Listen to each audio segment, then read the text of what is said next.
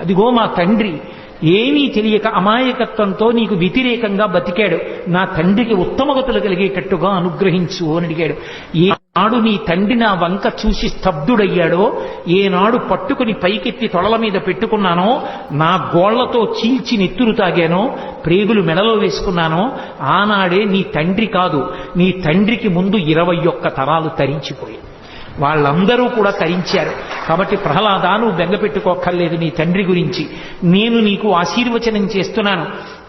నువ్వు దీర్ఘాయుష్మంతుడవై ఈ రాజ్యాన్ని ధార్మికంగా పరిపాలన చేసి పరమభాగవతోత్తముడవై అంత్యమునందు నన్ను చేరుకుంటావు. నీ కథ ఎక్కడ చెప్పబడుతుందో, నీ కథ ఎక్కడ వినబడుతుందో అక్కడ నేను ప్రసన్నుడనవుతాను, అక్కడ నేను ఎంతో సంతోషిస్తాను. ఆ సభామంటపంలో ఉన్న వాళ్ళందరికీ కూడా నా ఆశీర్వచనము పరిపూర్ణముగా లభిస్తుంది. దాని చేత రోగములు సమసిపోయి వాళ్ళ